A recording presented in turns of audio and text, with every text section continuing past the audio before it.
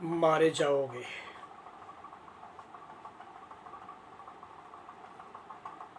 मारे जाएंगे ये कविता वर्तमान समय की व्यवस्था की कुछ ऐसी कविता है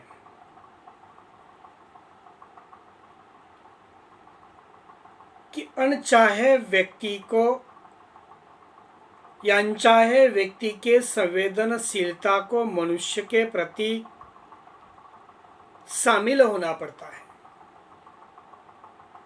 हमें इसमें शामिल होने की जरूरत नहीं है, बल्कि शामिल होना जरूरी है समाज के अंतर्गत। ऐसे विषय को लेकर मारे जाएंगे ये कविता राजेश जोशी जी की लिखी हुई है। राजेश जोशी जी का जन्म 1946 में हुआ है। राजेश जी ने कविताओं के साथ कहानियां भी लिखी हैं, किंतु कविताओं के क्षेत्र के अंतर्गत उनका महत्वपूर्ण योगदान माना जाता है।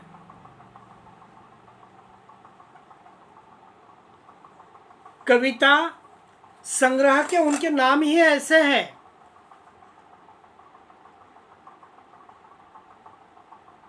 एक दिन बोलेंगे हरे पेड़ कविता संग्रह का नाम है। मिट्टी का चेहरा जो गल जाता है, नेपथ्य में हंसी। नेपथ्य में हंसी ये उनका राजनैतिक संकलन है,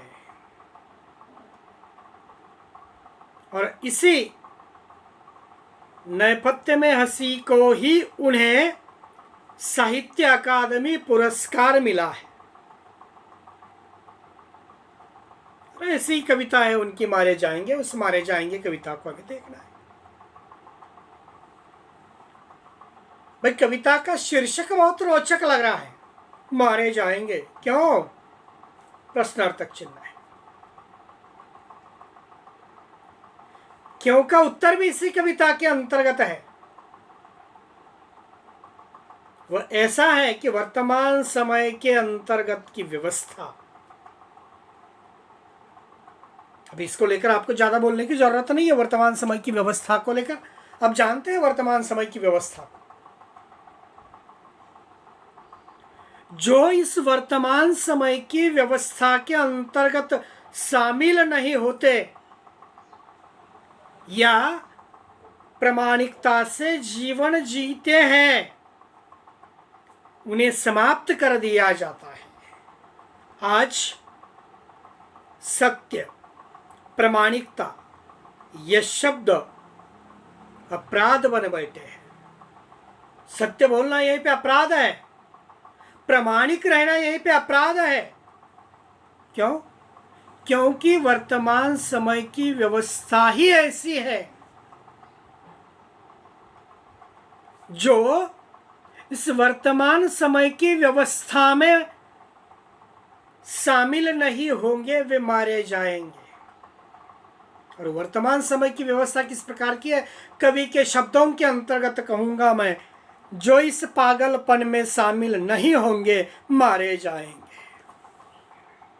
कवि राजेश जोशी जी आधुनिक जीवन की समस्त विडंबनाओं को अपने काव्य का विषय बनाने वाले कवि हैं, और एक संवेदनशील मनुष्य की बदलती हुई व्यवस्था के प्रति नाराजगी और बेचैनी को इस कविता में उन्होंने वर्तमान समय की व्यवस्था को आम चुनौती देते हुए आम आदमी की दम घोटू गला घोटू व्यवस्था को चित्रित करने का काम किया है। वे पहले ही पंक्ति के अंतर्गत कहते हैं, जो इस पागलपन में शामिल नहीं होंगे मारे जाएंगे।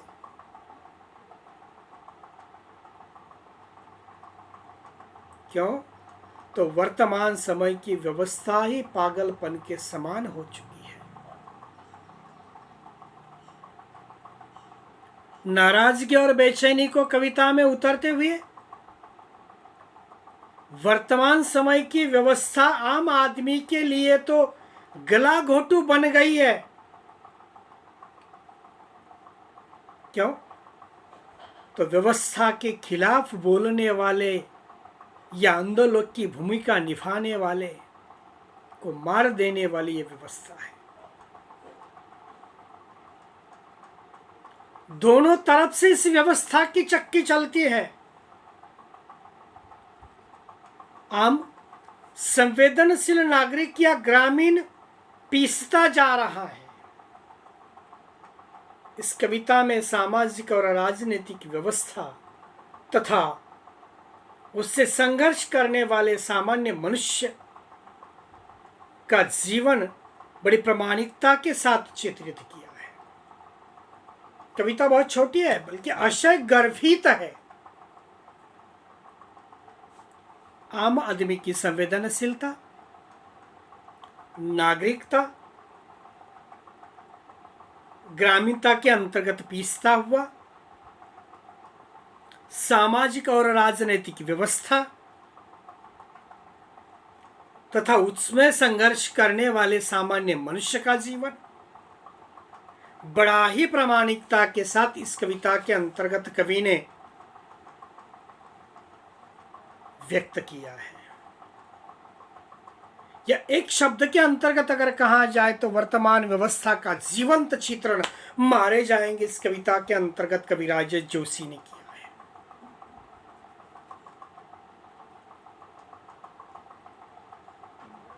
विषम तथा शोषण युक्त व्यवस्था में एक संवेदनशील मनुष्य को अनचाहे सही शामिल होना पड़ता है, लेकिन जो शामिल नहीं होते उसे मार दिया जाता है।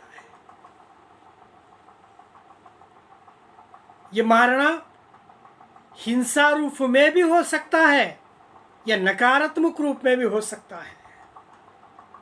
उसके अधिकार छीनकर उसे धीरे धीरे यहीं पे मारा जाता है। राजेश जोशी जी ने इस सत्य को इस कविता के अंतर्गत व्यक्त करने का काम किया है। यह सच है, बल्कि कड़वा है, लेकिन इस कड़वे को इस कविता के अंतर्गत कवि अपने शब्दों में व्यक्त करता है। कटघरे में खड़े कर दिए जाएंगे जो विरोध में बोलेंगे। व्यवस्था के खिलाफ अगर आप बोलने की कोशिश करेंगे तो आपको कहां खड़ा कर दिया जाएगा? अदालत के कटघरे के अंतर्गत। जो सच सच बोलेंगे उन्हें मार दिया जाएगा।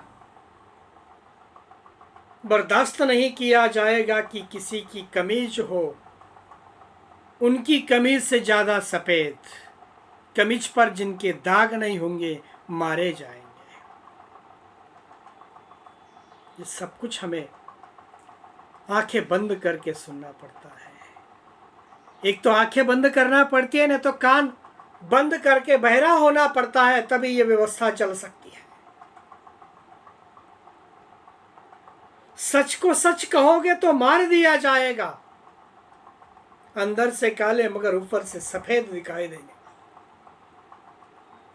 उन बगुलों के भगत सफेद पोशों की कमीज पर, उन बगुलों के सफेद पोशी कमीजों पर दाग होना चाहिए, दाग होना ही चाहिए, अन्यथा बेवजह वे मारे जाएंगे।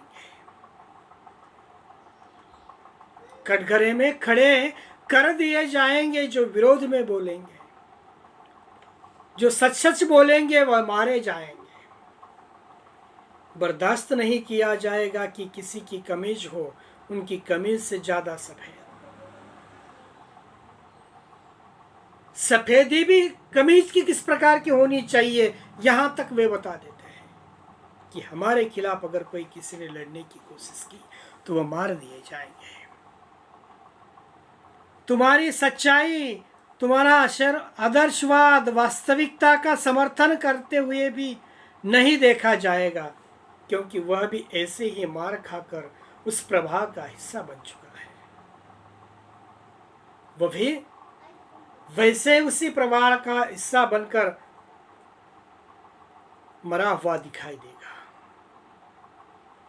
धकेल दिए जाएंगे कला की दुनिया से बाहर जो चारण नहीं, जो गुण नहीं गाएंगे मारे जाएंगे, धर्म की ध्वजा उठाने जो नहीं जाएंगे जुलूस में, गोलियां भून डालेगी उन्हें, काफिर करार दिए जाएंगे,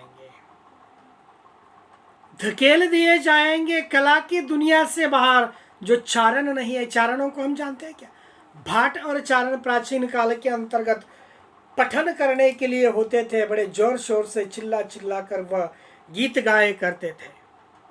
विचारणों के समान अगर आप काम नहीं करेंगे तो धकेल दिया जाएगा इस कला की दुनिया से बाहर, मठिया मेट कर दिया जाएगा। जो गुण नहीं गाएंगे मारे जाएंगे, जो हमारी व्यवस्था के गुण नहीं गाएंगे उन्हें भी मार दिया जाएगा। तीसरी बात, धर्म की ध्वजा उठाने जो नहीं जाएंगे, धर्म की ध्वजा उठाने जो नहीं जाएंगे जुलूस में, जुलूस मोर्चा, जुलूस में जो धर्म की ध्वजा उठाने नहीं जाएंगे, गोलियां भून डालेगी उन्हें, काफिर करार दिए जाएंगे। क्यों ये सब कुछ क्यों चल रहा है? हर किसी की कला दुनिया में चाटुकार एवं हाँ हुजरी करने वालों की अधिक चलती है। इसीलिए कला कैसी होनी चाहिए अपने पास इस वर्तमान समय के अंतर्गत, कभी कहता है बल्कि विरोधाभास के अंतर्गत करता है। हर किसी कला की दुनिया में चाटुकारिता एवं हाँ हुजूरी करने वालों की संख्या अधिक यहाँ पे पाई जाती है। ऐसे स्थिति में किसी एक स्वाभिमानी सच्चे कलाकार को टिकना मुश्किल है।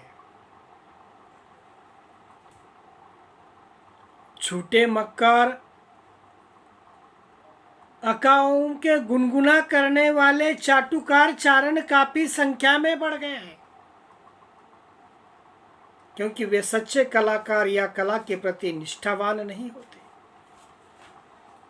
फिर भी वास्तविकता यही है कि कितनी भी प्रतिभावान कलाकार, निष्ठावान आदमी क्यों न हो, उस झूठ का समर्थन करे तो वह बच सकते हैं।